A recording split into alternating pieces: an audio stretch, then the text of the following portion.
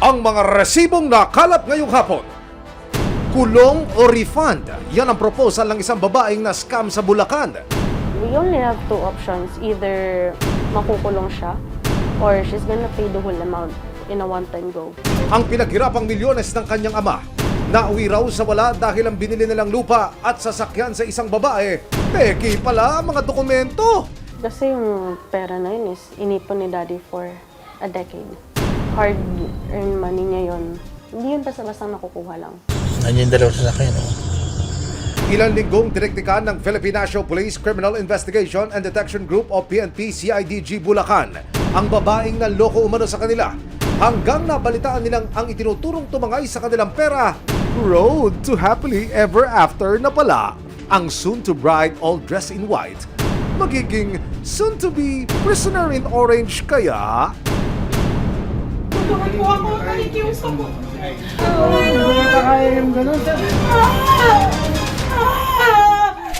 Looking for a place to relax and unwind? Yan daw mismo ang target ng isang kawatan.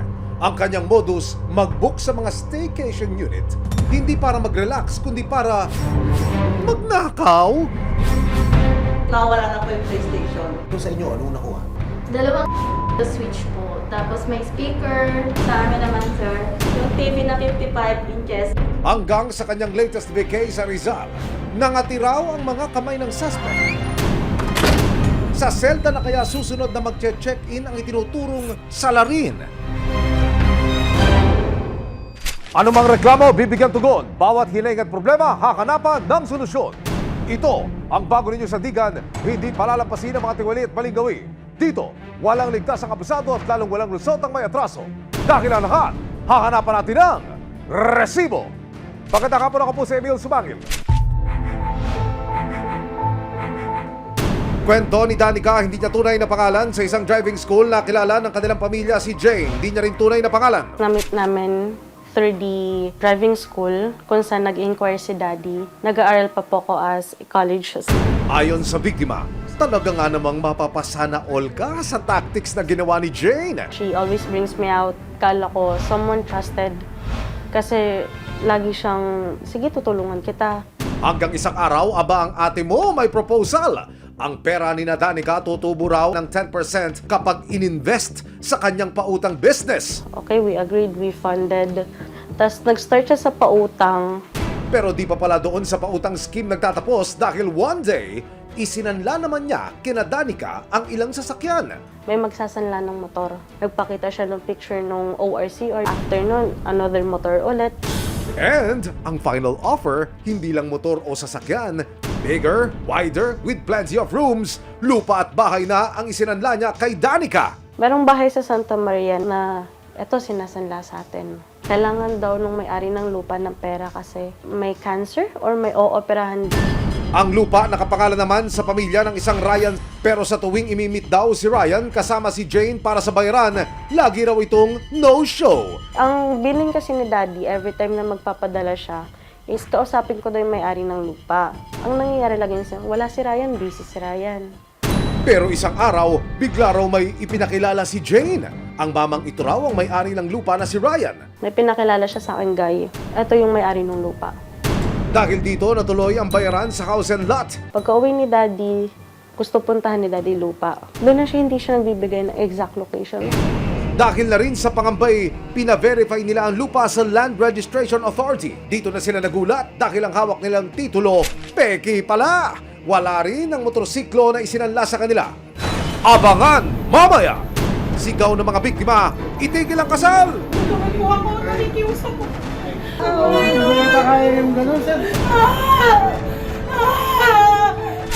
Susunod, looking for a place to relax and unwind? Yan daw mismo ang target ng isang kawatan. Ang kanyang modus, mag-book sa mga staycation unit, hindi para mag-relax, kundi para magnakaw. May aksyon, may ebidensya, resibo, walang lusot ang may atraso. May aksyon, may ebidensya, resibo, walang lusot ang may atraso.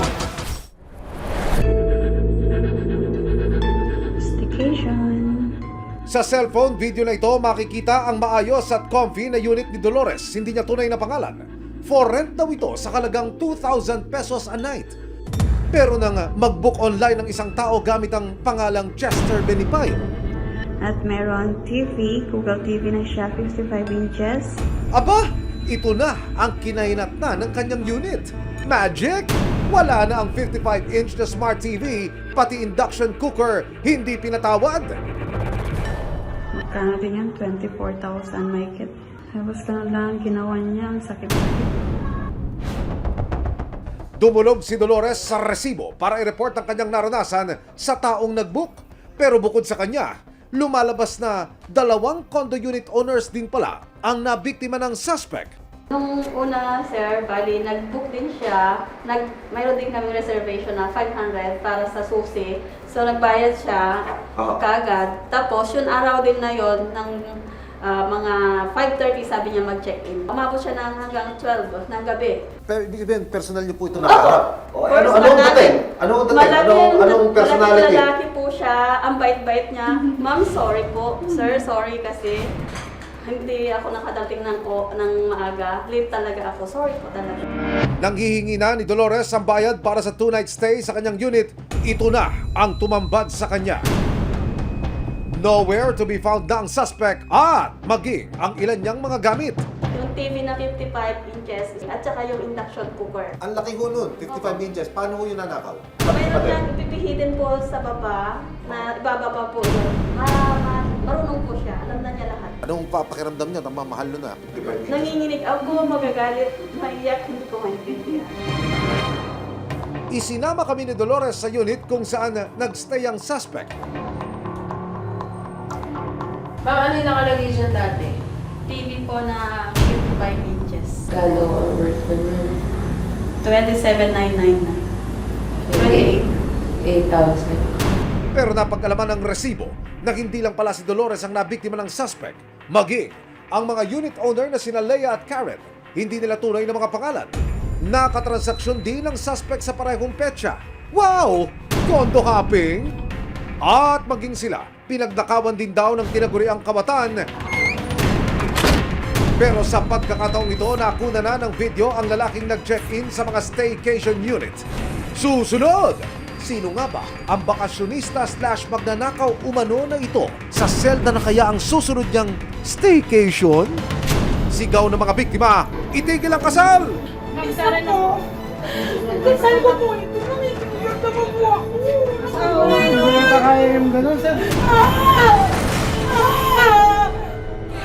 May ebidensya, resibo, walang lusot ang may atraso. May ebidensya, resibo, walang lusot ang may atraso.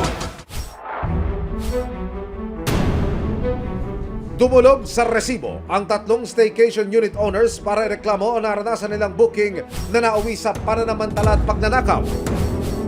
Ang modus, magbubuk ang suspect ng stay sa unit at hindi agad magbabayad ng full amount. Hindi niya sasabihin na nakapag-check-in na siya at dito na siya mangungulimbat ng mga gamit na kanyang matitipukan. Unang nabiktima ng suspect ang unit owner na si Dolores. At meron TV, Google TV na siya, 55 inches. Natangay ang ilang gamit niya tulad ng TV at induction cooker. Pero napag-alaman ng resibo na may iba pang tinarget ang suspect. Si Leia na isa ring unit owner sa ibang condo. Nakatransaksyon din ang suspect sa parehong petsa. Sa akin po kasi, bali, mag-message po sila na parang regular guest. Mag-ano po sila na sabihin niya, mag-book ng may games po ba kayo? May PlayStation. Yung po ako natanong nila, PlayStation po kayo, PlayStation 5. So kung available pa po, ipapag-book po namin sila. Pero sa akin po kasi hindi ako nang hingi ng reservation. Kaya inaantay ko na lang po siya na dumating. Puro po nila yung ginagawa niya eh. Nasa traffic po ako, kung may po ako makakarating, pwede po ba yung ganito? Para hindi rin po siya mag-send ng payment agad. Pero habang pinatatagal niya ang kanyang pagdating, nasa unit na pala ang suspect at nagnanakaw na. Ang tinarget naman niya ang kanilang gaming console. Gina G, si Kuya. 4 PM pa lang pala, nakapasok na siya sa unit. Nakuha niya na yung PlayStation namin, tapos nakaalis na rin po siya. Ilang minuto lang po siya nagtagal sa loob ng Sa kwarto gate lang nyo? po kasi 4:06 PM, na nakalog po siya sa lobby namin. Nung madaling araw na, nagdududa na talaga ako dahil hindi siya nag-reply na. Tapos sabi ko, nakapag-check-in po ba kayo? Wala siyang reply, wala kahit ano. Tapos sabi ko rin sa asawa ko, ay punta ka sa unit. Sabi ko, check mo lang sa guard ka kung nakapag-check-in siya. Pagpunta po niya, doon sa unit, nawawala na po yung PlayStation. Nainis po kami kasi yun lang yung isa yun sa mga highlights ng staycation namin yung PlayStation Tapos yun nga po, kinuha lang ng ganun-ganun lang. Na-discover niyo ito nung hindi na nagre-reply? Apo, hindi na po siya nagre-reply. Ang hawak na resibo ni Leia, ang letratong ito na kinuna ng gwardiya ng condo unit nang mag-check-in ang suspect hapon noong November 24. Ang ginamit niyang pangalan, pareho sa ginamit niya nang mag-book siya sa unit ni Dolores. Ano nung ginamit niyang pakilala mo sa inyong tatlo? Isang pangalan lang mo? Chester Bitipayo po sa akin. Sa akin, iba po, Sito Cruz ang ginamit ng account. Tulad nila Leia at Dolores, nag-book din ang parehong suspect sa staycation place ni Karen. Hindi niya rin tunay na pangalan, pero this time, nakapagbayad daw ito ng down payment for not just 1, but 2 units. Sosyal! Instant booking lang din po yung ginawa niya sa amin. Nanghihingi kami na 50% down payment for reservation. And then nagbayad po sila agad.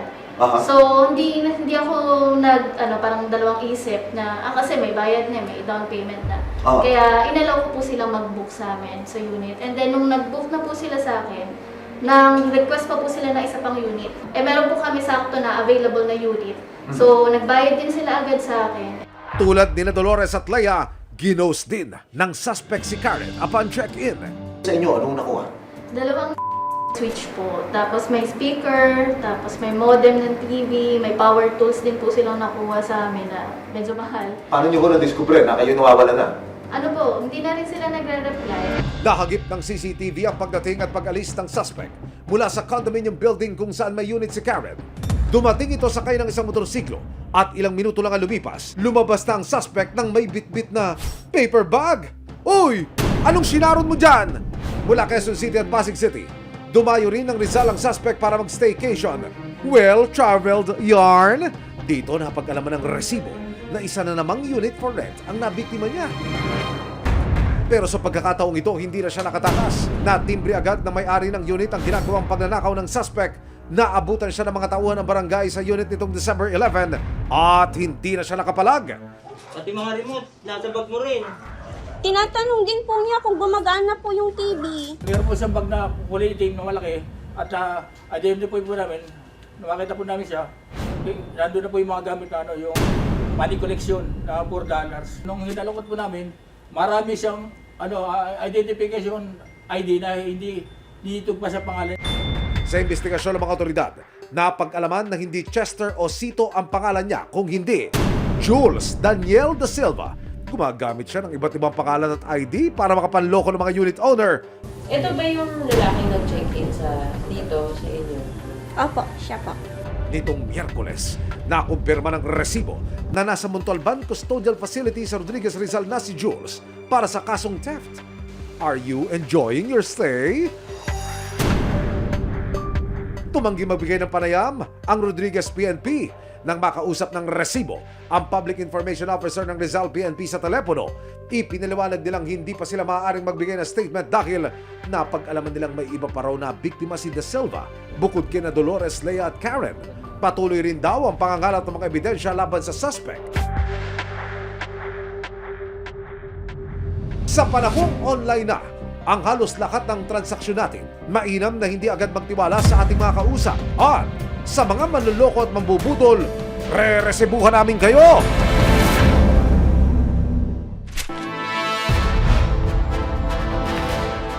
Isang bride-to-be sangkot sa milyong-milyong estafa case? Sa isang victims niya, more or less mga 5 million. Sa isang victim lang yon. Nung tinignan namin, siguro hindi bababa ng 10 yung mga naging biktima niya. As per checking nung sa pinsan ko, iba daw ang may-ari ng lupang pinuntahan namin. And hindi daw siya binibenta. Suma total, aabot daw ng 5 million pesos ang ininvest nila sa suspect. In total, 3 vehicles, isang bahay, tapos 3 lupa. Parehas kami nag-suffer sa depression ni Daddy. Pero ang saddest part kasi doon, si Daddy mag-isa lang. Nagsampa ng kasong estafa at falsification of documents si Danica laban kina alias Jane at alias Ryan noong 2022. At ngayong taon, lumabas ang 6 na warrants of arrest laban sa mga suspect. Actually, ang information na na-receive namin, nasa bahay lang siya. And hindi siya lumalabas ng bahay. Base na rin sa records ng mga pulis, aba, si ate, hindi pala nadadala ng biktima na siya not once but twice. Nagkaroon din siya ng same case or warrant of arrest for the violation of STAPA in 2020. However, ginawa pa rin niya. Nito lamang December 1, ikinasa ng PNP CIDG Bulacan ang isang entrapment operation para mahuli ang suspect. Pero ang suspect natiktikan sa araw mismo ng kanyang kasal. At ang isa pang suspect na si Ryan, abay naman daw. Yung lalaki is accordingly, siya yung accomplice nung principal suspect. Ang CIDG Bulacan huhulihin na ang suspect na madulas at mahusay daw sa hide and seek. Pero ang catch sa kanyang mismong wedding day. Kasal niya, no? Kasal niya this day. Accordingly, ay isa sa mga abay, no? So, secondary target natin siya. Here comes the bride, Este! Here comes the police! Dinokumento ng PNP CIDG ang aktwal na pagdakip sa mga suspect. Narito po makikita ang video. Sinimulang i-record ito habang dahan-dahang naglalakad ng mga pulis papasok dito po sa Events Place. Maya-maya pa, sa loob ng isang multi-purpose function hall na ito, makikita ang isang babaeng nakatrake de boda. Ito na ho pala ang subject ng police operation. Siya mismo ang sisilbihan ng warrant of arrest. May way pa to para pwede ibang bayaran agad yung bill na to. Aayusin naman namin. Kasi huwag naman ngayon, please. Sa video mula sa CIDG, makikita ang pagmamakaawa ng pamilya ng suspect na kung pwede sana'y the kasal must go on. Nakikiusap po ako kahit after ng wedding, aayusin ko. Hindi po ba pwedeng teka lang. Nakikiusap naman kami, tapusin lang. Pero sana yung okasyon na okasyon naman tayo. Alam niyo pala, dapat bine-verify niyo lagi sa Hindi namin alam mo meron. Wala sinasabi sa korte. Any time of the day and night, warrant of arrest yan, ma'am. Bakit po ako nakikiusap po? Minsan po.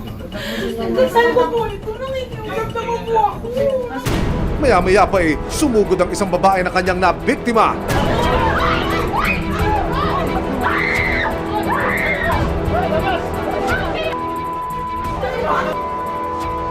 Kuya, awa naman.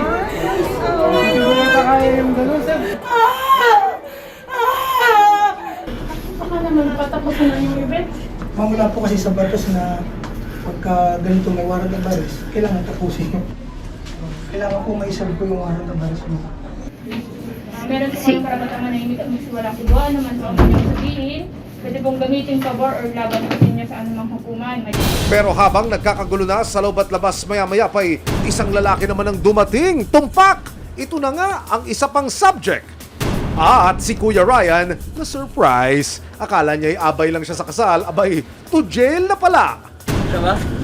Ito ba, ate? Yes po. Siya, kasama siya. Yes po. Pinuhuli ka namin sa bisa ng warrant of arrest na inisyo ng MTC sa Santa Maria, Bulacan sa kasong Estapan. Meron ka karapat ng manimim kahit magsuwalang kibuan. Opo, sir. Nang makapagbigay sa idinala na agad ng mga suspect sa CIDG Bulacan, sinubukan namin silang kunan ng panig pero hindi na sila pumayag na humarap sa camera. Nakaharap sa patong-patong na kaso ng estafa at falsification of public documents ang dalawang suspect. Kasi meron siyang mga documents na pinapakita doon sa mga victims na falsified. Ibig sabihin, hindi legit yung mga pumirma doon. Pansamantalang nakalaya ang dalawang suspect nitong December 4. Nagbase sila nga doon sa charge na 4 counts of estafa and 2 falsified documents. Pero sakaling mapatunayang nagkasala, maharap sila sa 6 hanggang 12 taong pagkakakulong. Payo naman ng mga pulis, huwag basta-basta maniwala sa sino mang mag-aalok ng investment. Para po sa ating mga kababayan po na nakaranas na ng ganitong panloloko, huwag po kayong matakot at i-report nyo po, lalo dito sa CIDG, bukas po ang aming opisina 24/7 para po i-entertain yung mga inyong complaint.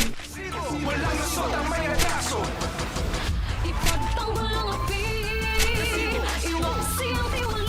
Sama-sama nating ituwid ang tiwali at baluktot. Itakwil ang maling gawi at modus na bulok.